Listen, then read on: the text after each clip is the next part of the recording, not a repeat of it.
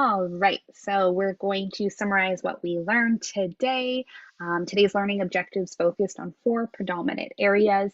We were looking at how we can make adjustments to our layers, whether they're image layers, whether they're shapes layers, using the adjustment tools, which is a drop-down menu that you can see at the top part of the platform. The second item we looked at is how we could actually create and customize our own portal and apply those adjustment effects again to the portal while also, cutting out a specific portal area that the place was going to go to fit inside of the portal. After that, we looked at how you can add layers, including a texture effect layer, even coloring effects. And in other projects, we've seen other parts of a background layer kind of layered on top of other parts of our design.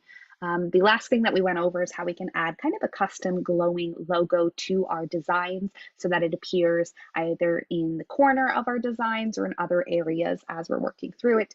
And then we looked at a glitch effect underneath what I believe is not the adjustments layers, but one of to the right of those layers. When you're going over and applying stylistic effects, you'll see down there glitches, and then you'll click on the RGB filter.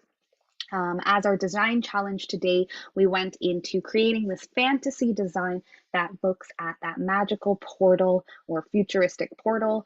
The design that you create should include a bunch of different layers. There is a sample file folder there if you want to pull from those layers or those characters and you don't want to search for your own, but you are free to look for whichever layers you want. I just suggest that you have a background, portal, a portal scene, and a character.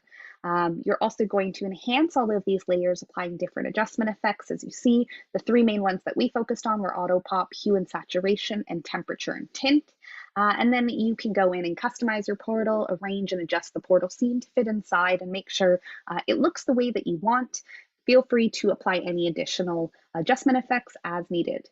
And the last thing I want you to do in your design challenge is to add a texture layer or a color layer that adds depth and dimension to the designs that you're creating. And you may have to play around with the different blend modes that you use when working with the texture effect. If you have time as a bonus, create that custom logo emphasizing your initials and apply the glitches RGB split effect. And what you're going to be building today will look somewhat like this with our lovely portal here, our custom logo with the RGB effect, our character, our scene inside of the portal, and of course, some texture effects here. So thank you everyone for joining us today. That recaps everything that we covered today. And what I'm going to do now is stop the recording.